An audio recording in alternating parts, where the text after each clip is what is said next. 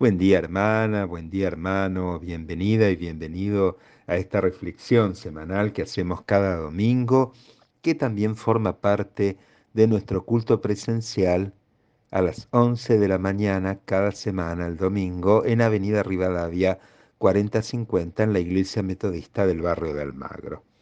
Los textos para este domingo que compartimos ecuménicamente con muchas iglesias cristianas en el mundo, uno de ellos es el Evangelio de Lucas, en el capítulo 9, versículos 51 al 62, y el otro es de Gálatas 5, del 13 al 25. Vamos a empezar entonces con Gálatas. Dice el apóstol, ustedes hermanos han sido llamados a la libertad, pero no usen esta libertad para dar rienda suelta a sus instintos. Más bien sírvanse los unos a los otros por amor, porque toda la ley se resume en este mandato: ama a tu prójimo como a ti mismo. Tengan cuidado porque si ustedes se muerden y se comen unos a otros, llegarán a destruirse entre ustedes mismos. Por lo tanto les digo, vivan según el Espíritu y no busquen identificarse ni satisfacer sus propios malos deseos, porque los malos deseos están en contra del Espíritu y el Espíritu está en contra de los malos deseos. El uno está en contra del otro y por eso ustedes no pueden hacer lo que quisieran. Pero si el Espíritu los guía, entonces ya no estarán sometidos a la ley. Es fácil ver lo que hacen quienes siguen los malos deseos. Cometen inmoralidad sexual, hacen cosas impuras y viciosas, adoran ídolos y practican la brujería. Mantienen odios, discordias, celos, se enojan fácilmente, causan rivalidad, división y partidismo. Son envidiosos, borrachos, glotones y otras cosas parecidas. Les advierto a ustedes, como ya antes lo he hecho, que los que así se portan no tienen parte en el reino de Dios. En cambio, los que el Espíritu produce es amor, alegría, paz, paciencia, amabilidad, bondad, fidelidad, humildad y dominio propio. Como tales cosas, contra tales cosas, perdón, no hay ley.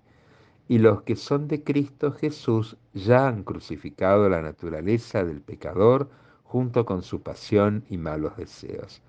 Si ahora vivimos por el Espíritu, dejemos también que el Espíritu nos guíe. Hasta acá la lectura entonces de Gálatas y dice el Evangelio de Lucas en el capítulo 9 del versículo 51 al 62. Cuando ya se acercaba el tiempo en que Jesús había de subir al cielo, emprendió con valor su viaje a Jerusalén. Envió por delante mensajeros que fueran a una aldea de Samaria para conseguirle alojamiento. Pero los samaritanos no quisieron recibirlo porque se daban cuenta de que se dirigía a Jerusalén. Cuando sus discípulos Santiago y Juan vieron esto, le dijeron, Señor, ¿querés que ordenemos que baje fuego del cielo y que acabe con ellos? Pero Jesús se volvió y los reprendió. Luego se fueron a otra aldea. Mientras iban de camino, un hombre le dijo a Jesús, Señor, deseo seguirte a donde quiera que vayas. Y Jesús le contestó, las zorras tienen cuevas y las aves tienen nidos, pero el Hijo del Hombre no tiene dónde recostar su cabeza. Jesús le dijo a otro, sígueme, pero él respondió, Señor, déjame ir primero a enterrar a mi padre. Y Jesús le contestó, deja que los muertos entierren a sus muertos, tú ve y anuncia el reino de Dios. Y otro le dijo, Señor, quiero seguirte, pero primero déjame ir a despedirme de los de mi casa. Y Jesús le contestó, el que pone la mano en el arado y sigue mirando atrás, no sirve para el reino de Dios. Y hasta acá las lecturas de este tercer domingo después de Pentecostés. Y yo creo que esta palabra es justo para tu vida, para mi vida también en este tiempo, aunque no te parezca, o aunque te parezca raro. Volviendo un poco sobre el tema de Gálatas y hablando del tema de las diferencias y de lo que asumimos o no, una vez me tocó conocer a un encumbrado doctor en filosofía de la Facultad de Buenos Aires, y charlando con él me reveló que él venía de una familia tan pobre y con padres tan ignorantes que ya desde niño daba por descontado que lo académico nunca sería una posibilidad para su vida, que él a ese lugar jamás accedería. Me quedé pensando como a veces determinamos cosas que ni siquiera sabemos, presuponemos si se pueden cumplir o no. Ahora, volviendo a los textos, antes de perdernos en estas anécdotas donde todos podemos encontrarnos reflejados, en una primera mirada, ¿sí? Daría la sensación que hemos abarcado tres temas distintos en Lucas y Gálatas. Digo, el altercado de Juan y Santiago con Jesús, cuando ellos querían actuar para, para aquellos que no lo recibían, las negativas de Jesús a los tres que querían ir tras él, y esto del vivir en el espíritu o en la ley, según Pablo, como tres temas distintos. En el contexto del Evangelio de Lucas, la escena que se cuenta se da en territorio samaritano, al norte de Judea, donde judíos y prosélitos de judíos no eran bien vistos por una historia en común que compartían pero al mismo tiempo los separaba. Luego de tantos siglos que han ido pasando de separaciones y mutuos odios y rencores, esta distancia se les volvía insalvable en las prácticas culturales y maneras de vivir. Por ende, verlos a Jesús y sus discípulos era ver un punto de sus propias historias con las cuales no querían tener trato. De hecho, Santiago y Juan deben haber sentido cosas similares.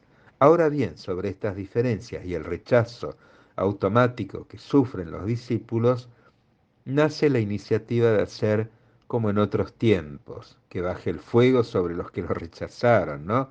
Como en un relato en Segundo Reyes 1. Jesús reprende tal actitud con una frase más que sugerente. Ustedes no saben de qué espíritu son, les va a decir en el versículo 55. El reconocimiento del cómo actuar en estas ocasiones no es solamente un tema de sentido común si me agrada o no me agrada, es un tema espiritual. Luego vamos a volver en este tema. La segunda situación que parece ajena a esta son los pedidos consecutivos que Jesús recibe de otras personas, ofrecimientos voluntariosos, gratuitos para seguirlo. Tres veces le piden y en las tres aparece la negativa sugerida. Digo sugerida porque en realidad el no es dicho implícitamente no por el maestro mismo, sino por la falta de convicción de los otros que evidentemente desisten de seguirlo. Con estas negativas siempre nos armamos grandes embrollos y maquinaciones de los más extravagantes, pero esto que parece complejo también tiene posibles caminos por donde transitarlos. Para el primero de ellos, la fuerza en seguirlo desaparece con prontitud frente al planteo del lugar inexistente donde recostar los huesos. Ni siquiera uno diría como premio merecido por el trabajo hecho, ni siquiera esto está en la consideración de quien va a seguir a Jesús. Para el segundo, la costumbre y la tradición de sus tiempos no le permiten ver la celeridad de la misión y los tiempos que ésta impone. Y para el último de ellos, al decir de un amigo, colega y doctor, del doctor Pablo Andiñac, él dice, invita a no demorarse en el pasado, sino encarar lo nuevo con toda energía. El arado no puede dirigirse sin la vista hacia adelante. Y yo creo que es así, tiene que ver más que con eso eh, que en andar en despedidas. Lo que no pudieron ver ni Santiago ni Juan ni el resto a lo largo del ministerio público de su maestro fue justamente la celeridad de los tiempos y la prontitud que exige la misión en este mundo. No da lo mismo demorarse meses u años en llevar la misión adelante que, por ejemplo, empezar ahora mismo. Y por último, Pablo y los Gálatas, y una clara distinción que aparece a lo largo de sus escritos, vivir bajo la ley o bien vivir bajo la gracia de Dios. Pablo hace una clara distinción ética en los comportamientos de los cristianos y las cristianas y de comportamientos que les son ajenos. Vivir en el espíritu, en palabras de Jesús, sería saber a qué espíritu se pertenece, es estar alejados de la carne, pero carne en el sentido de pasión, de deseo, de gusto enteramente nuestro, humano, alejado en todo caso de esa intimidad con Dios donde podemos entender la vida desde otro plano. En este punto, estas tres temáticas encuentran un lugar común, creo yo.